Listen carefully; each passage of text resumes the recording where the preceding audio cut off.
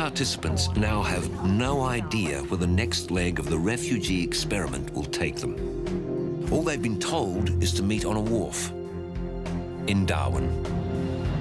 I reckon we're on that sailing boat near there.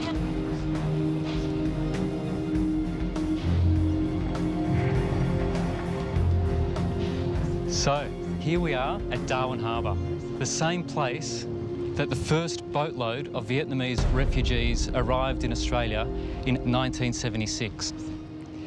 So, you're going to travel by boat today. Where are we going? Where do you think you're going to go? What about Christmas Island? Well, I mean, you don't know. I mean, they've surprised us before. Many asylum seekers who get on boats have little or no idea of exactly where they're heading. So, I'm not going to tell you where you're going. Oh, no, don't.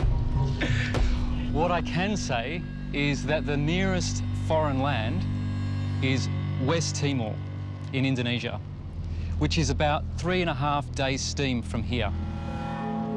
Glennie, did you ask Wasmi what he brought with him on his boat journey to Australia? I think he just had a few clothes. What was on his back? Well, we have got our bags. I'm going to take your luggage from you today. Everything? Now, instead, you can take these bags. Are you serious? What the hell is in that? I don't know what that is, but it looks like baked beans. Sardines.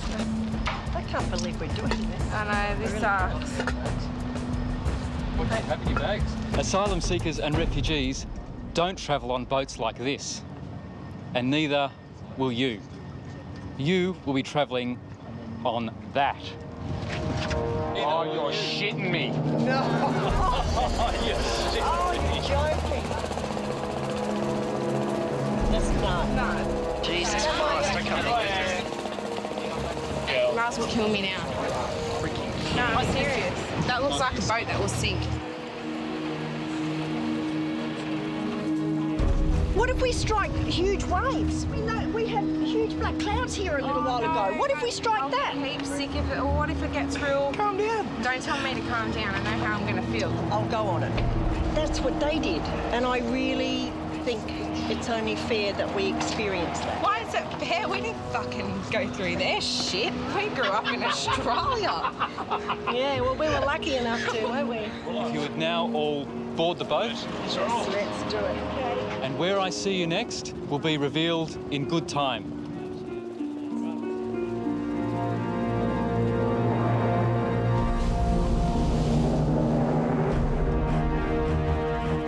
$28,000 asylum seekers have arrived in Australia by boat since 1976. They account for just 2% of Australia's immigration intake.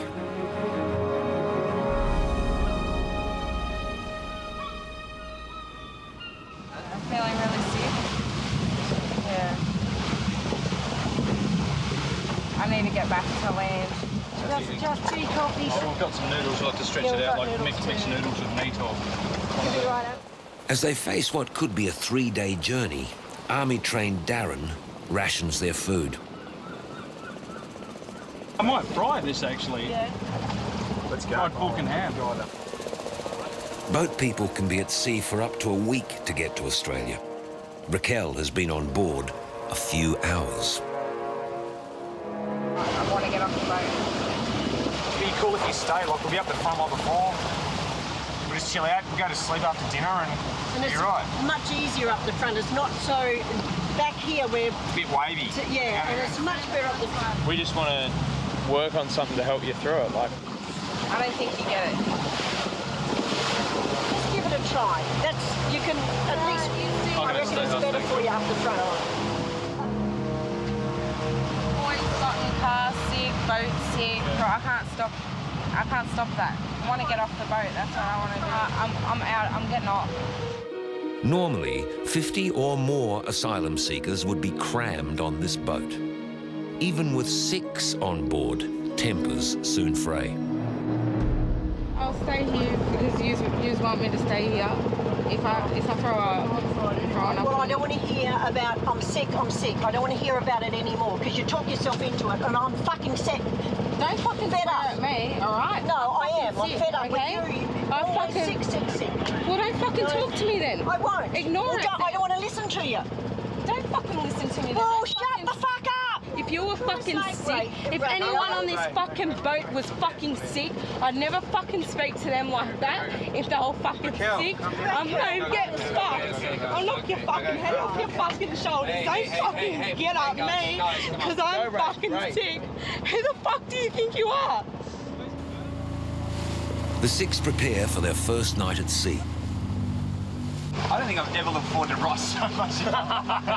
No, it's what you've done. People smugglers charge up to $10,000 per person for a trip to freedom.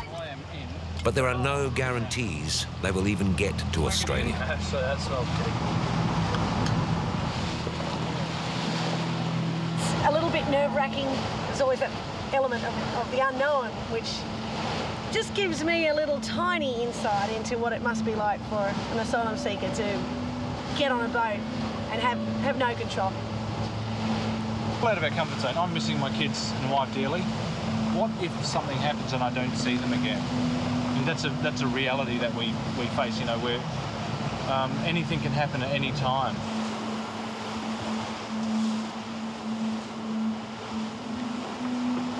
The emotions all well up inside you, and it's a bomb waiting to go off. And she just pushed the wrong button. Sort of complaining. I just thought, for Christ's sake, shut up. You know, let's just get on with it. I mean, I come with no money, no papers. I've got no phone. I've got nothing. My loved ones are way back there, and you imagine there's only 6 of us on here in each other's pockets. Imagine if there was 106. I mean, I reckon people push each other overboard.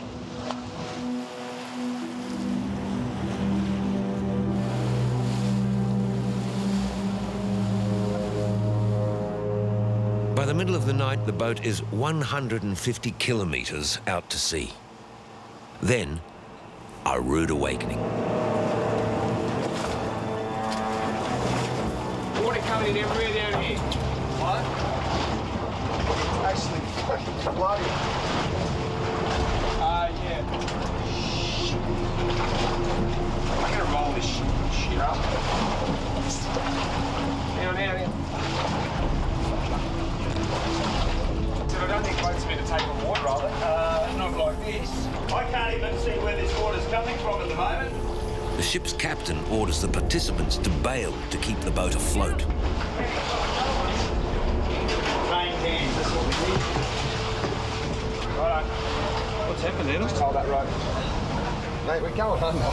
You're joking. Mate, it's fucking ankle-deep water down here. We're leaking. We've sprung out leak. Shitting me. Glennie got up and went to the toilet. I don't know, might have been 5:30. And then she came up here and I could hear this water. I could hear water. But I couldn't see. I thought, oh, the toilet.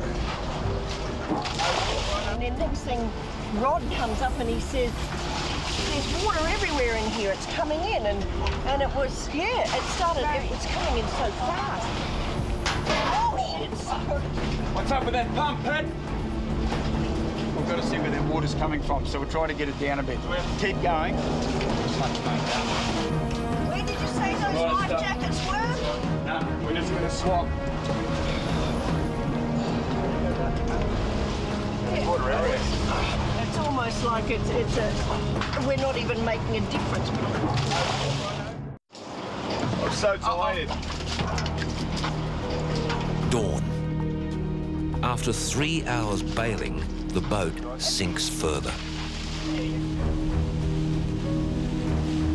Many people smugglers have little or no communications. The boat can't call a mayday. Not quite sure where we are, but there's nothing in sight. We're just surrounded by ocean. It is a concern. Big land. Yeah, we're not winning. Definitely not winning. If a sinking boat wasn't difficult enough, now an even bigger problem. There's smoke coming from down there. Where's the fire extinguisher? People smugglers rarely provide fire extinguishers, and few if any, life jackets. I just want to get everybody up out of the smoke. Oh, we're just being told to put our life jackets on, boss. Is it on fire? What if we blow up on here?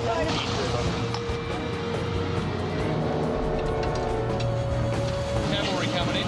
At the last minute, the stricken vessel is spotted. I'm freaking the fuck out, man. Get these fenders out. Why put us on a boat that's dangerous?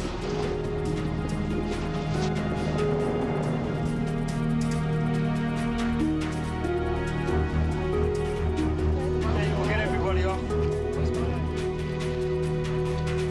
13,000 refugees are accepted in Australia annually. Last year, 2,000 of them arrived like this, by boat. Thank you. Thank you for saving our lives. Then, an unexpected visitor. Wow. What an experience. Fancy seeing you. Hey, Dave. Are you guys all okay? I'll tell you right now, if we have to get back on that boat, count me out. I'm not going through that again. I was like, oh, shit, we're going to sink. And then all this smoke started coming out. It's like another Titanic scenario. I was like, shit. Darren, would you put your kids on a boat like that? No, I wouldn't.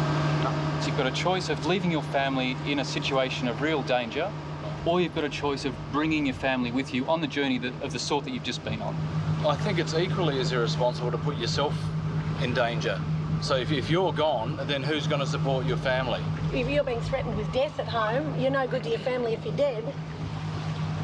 Well, They've got very few choices, and I can't imagine what it would be like if there was, you know, it was overcrowded, there's people from different cultures not being able to communicate, the panic, especially if there was women and children on there. the other thing this is doing, though, is it's emotionally involving us without our consent, really. What do you mean it's emotionally involving you without your consent? We have to watch this in our media, and then we become emotionally involved. We become involved involuntarily. So we're forced to watch that. And then we get all up in arms about it or upset about it. Half an hour news episode out of a week. How many times do you hear about a boat person? Yeah. Really? You're feeling more confronted by this now that you've had this experience. It seems you're quite emotional, even more emotional than you It have just been. pisses me off because, you know, we're just... Really, it's just like, oh, here it is. You should feel bad. You should feel empathy. You know, and I don't really, you know, as much as I like the guys... I feel empathy for their plight, but I don't feel empathy for people that put their lives willingly at risk when they're already safe. Who are you being manipulated by? Those that are putting it in my face, and can I just like not talk about this with you anymore for a while? I think, you know, I don't like where the conversation's going. Having survived a sinking, burning boat, Dave has an even bigger surprise. You were never really at risk. The boat you were on is a seaworthy yacht converted to look like an Indonesian fishing vessel for training purposes. What do you mean? So all that water and smoke was done on purpose? I don't believe you. I don't believe you. I was freaking out. I thought we were going to sink and stuff, or the thing was going to blow up because all the smoke was coming out. It's all part of the social experiment.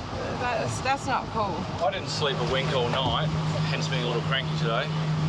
Yeah, reality check a bit. But the surprises aren't over yet, nor is this